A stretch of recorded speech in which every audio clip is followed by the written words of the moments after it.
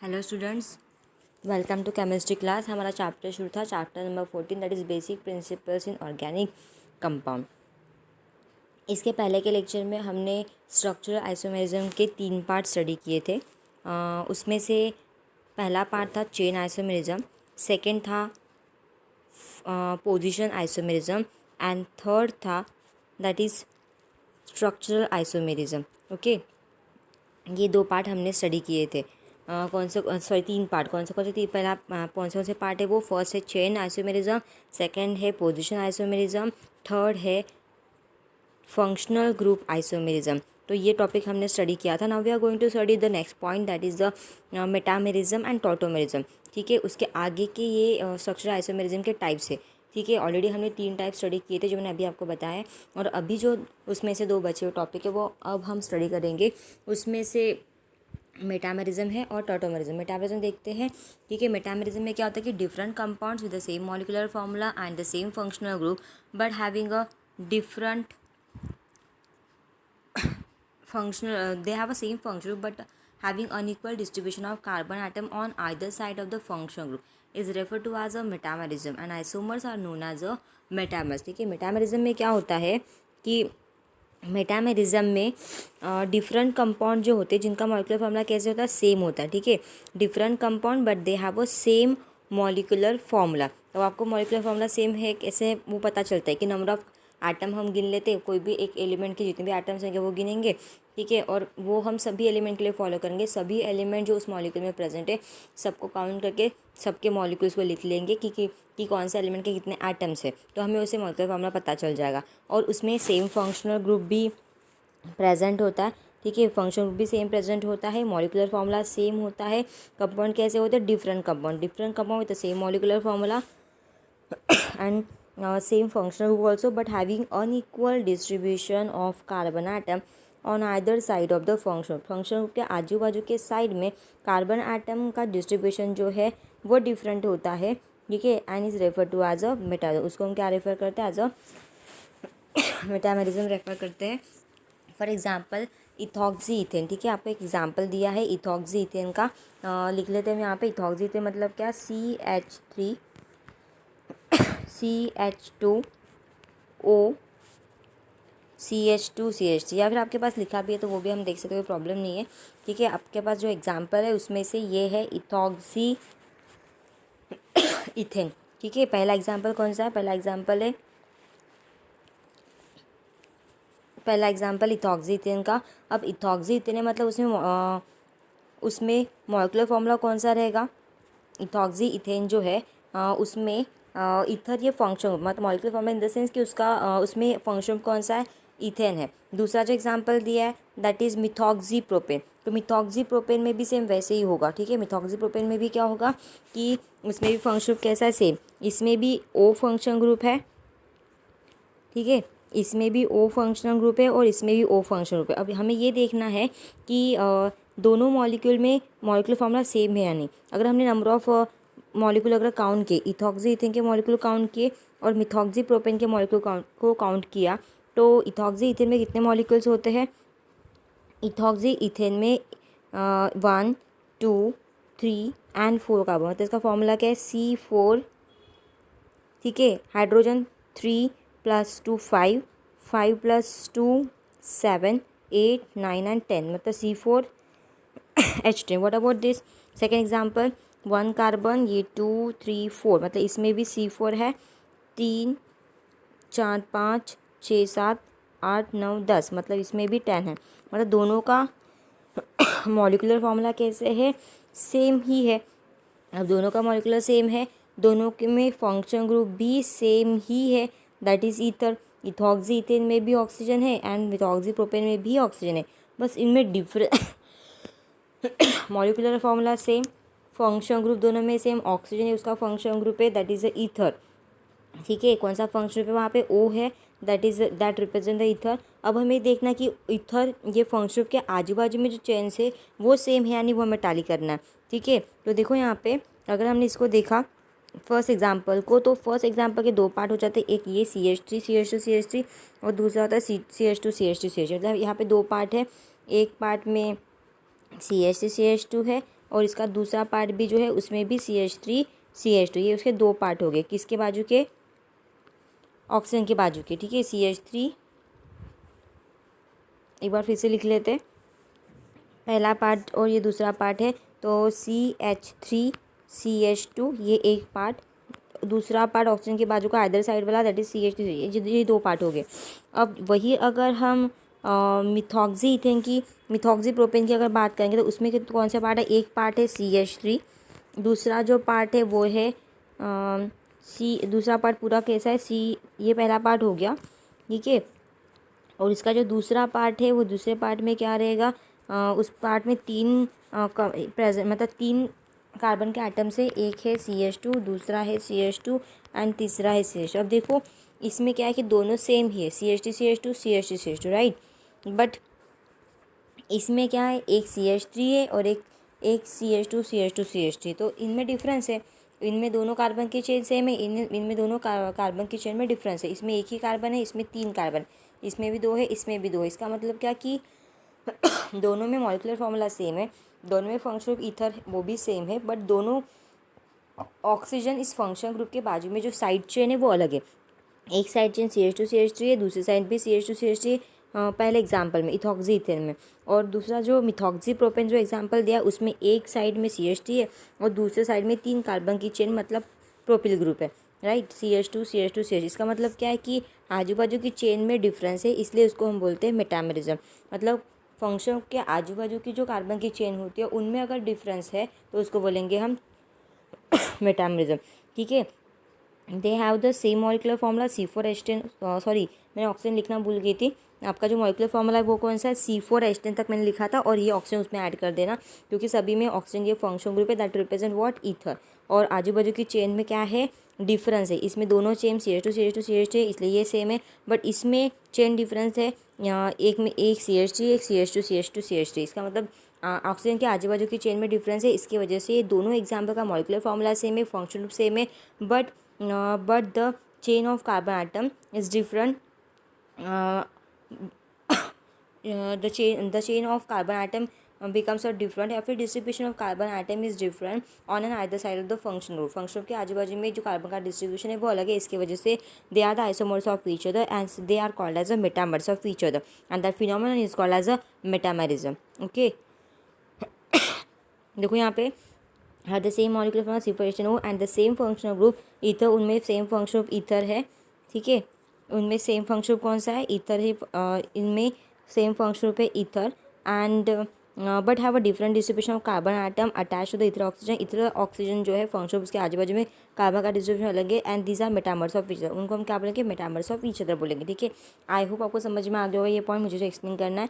उसके बाद है टॉटोमेरिज्म। टॉटोमेरिज्म में क्या होता है कि same compound exist as a mixture of two or more structurally distinct molecule. Tautomerism में कहना है कि सेम कंपाउंड होता है, एक ही कंपाउंड है, ठीक है। अभी तक हमने जो भी बात की वो डिफरेंट कंपाउंड्स के बारे में बात की। अभी हमें क्या कहना है कि हमारे पास एक ही कंपाउंड है, सेम कंपाउंड है, बट दैट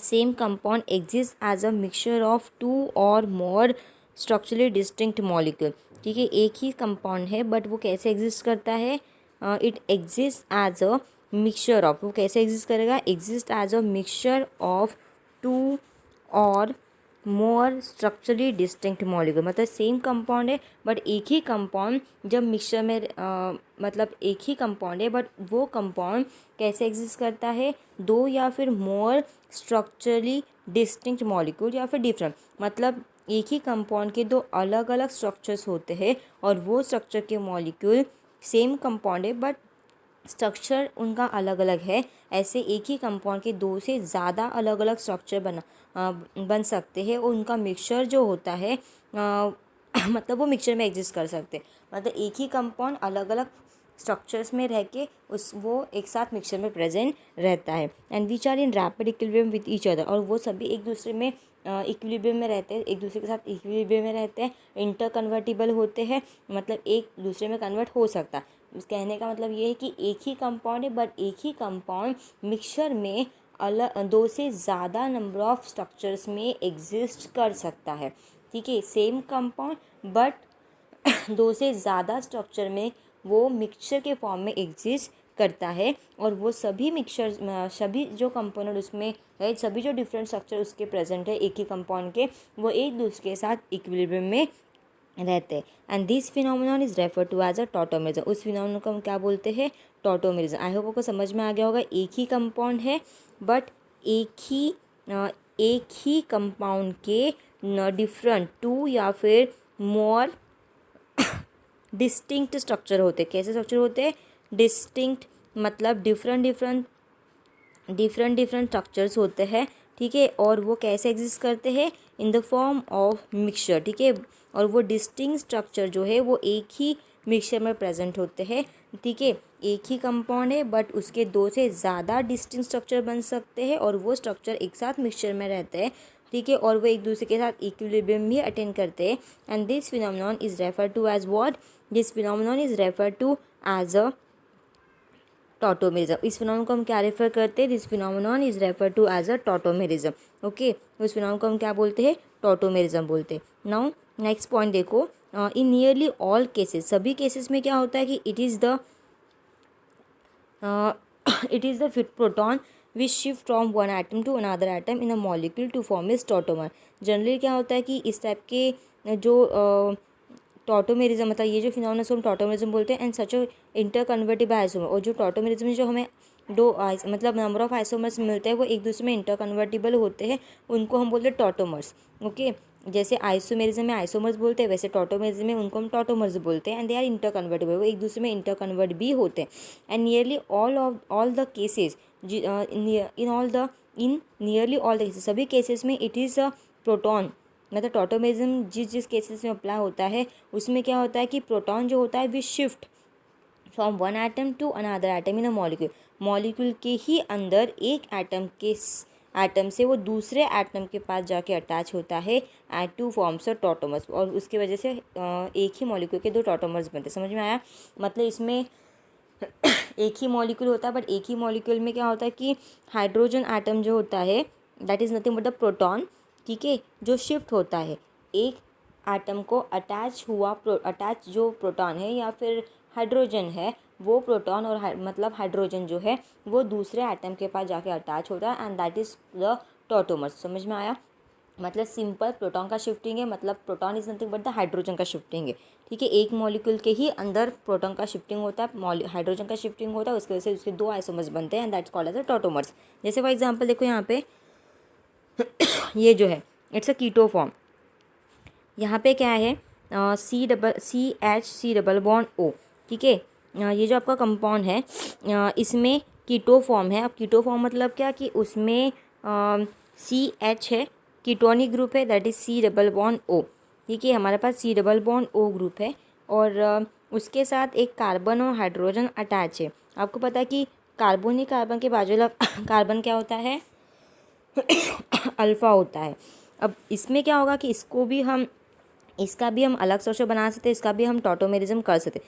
इसका टॉटोमेरिज्म करके मतलब क्या कि यहाँ पे जो प्रोटॉन अल्फ़ा हाइड्रोजन का जो प्रोटॉन है, मतलब जो हाइड्रोजन है, उसको हम क्या कर सकते हैं?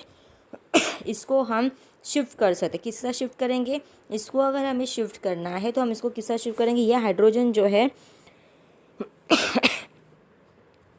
वो किस तरह अटैच होगा? वो अटैच होगा आपके ऑक्सीजन के साथ, ठीक है। हाइड्रोजन ऑक्सीजन के साथ अटैच होगा, और डबल बॉन्ड का क्या होगा? शिफ्टिंग होगा। उसको बोलेंगे keto form and enol form, ठीक है। हम देख लेते हैं यहाँ पे मैंने अभी ड्रॉ किया था, आपको पता है स्ट्रक्चर में क्या था?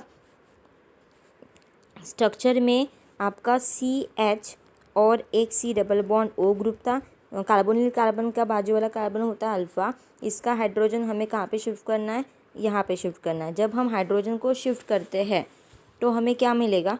जब हम हाइड्रोजन को शिफ्ट करेंगे, इस H को O के साथ ज्वाइन कर देंगे, तो ये वाला बॉन्ड जो है वो अपने आप यहाँ पे जाके शिफ्ट होगा, ठीक है।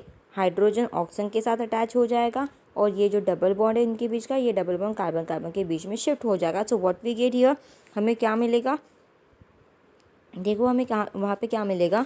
यहाँ पे कार्बन है, ये हाइड्रोजन O के साथ शिफ्ट होगा, मैंने पहले कार्बन कार्बन ड्रॉ कर दिया, ये हाइड्रोजन को मैंने O के साथ शिफ्ट कर दिया तो ये कन्वर्ट हो जाएगा OH में, या फिर O बॉन्ड OH भी लिख सकते हो। ये बॉन्ड अगर मैंने H को यहाँ पे शिफ्ट किया तो इसका जो डबल बॉन्ड है ऑक्सीजन और कार्बन के बीच का जो डबल बॉन्ड है, क्योंकि H O के साथ अटैच होगा और O डबल बॉन्ड से अटैच, तो ये डबल बॉन्ड अपने आप ऊपर शिफ्ट हो जाएगा, मतलब वो आएगा कार्बन कार्बन के बीच में। तो और ऑलरेडी इसमें तो अटैचमेंट है ही, आपके बुक में ड्रॉ करके दिया हुआ। तो इस तरीके से उसका स्ट्रक्चर बनेगा।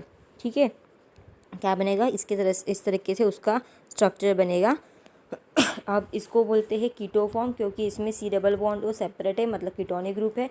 और जब ये हाइड्रोजन को हम यहाँ पे शिफ्ट करते हैं तो वो बन जाता है इनॉल फॉर्म। इसको कौन सा फॉर्म बनते हैं, इनॉल, मतलब पूरा प्योर कीटोनिक ग्रुप अगर वहाँ पे प्रेजेंट है तो उसको हम बोलते हैं हम कीटोनिक ग्रुप। ठीक है, प्योर अगर C डबल बॉन्ड O है तो कीटोनिक ग्रुप। लेकिन जब बाजू वाला अल्फा हाइड्रोजन जब इस ऑक्सीजन के ऊपर जाके अटैच होके उसको कन्वर्ट कर देता है COH में, तो उसको बोलते हैं इनॉल फॉर्म। ओके, क्या बोलते हैं उसको, इनॉल फॉर्म बोलते हैं। तो आपको ये चीज़ें याद रखनी है, ये इनॉल फॉर्म है और ये कीटो फॉर्म है। तो बट मॉलिक्यूल तो एक ही है, बट हाइड्रोजन के शिफ्टिंग की वजह से उसके दो अलग फॉर्म बनेंगे। तो ये दोनों एक दूसरे के क्या है, टॉटोमर्स है, and that phenomenon is called as a tautomerism. Okay, simple आपको हाइड्रोजन का शिफ्टिंग करना, बाकी कुछ नहीं करना। तो यहाँ पे आपका टॉटोमेरिज्म जो है वो कंप्लीट हो गया। ठीक है,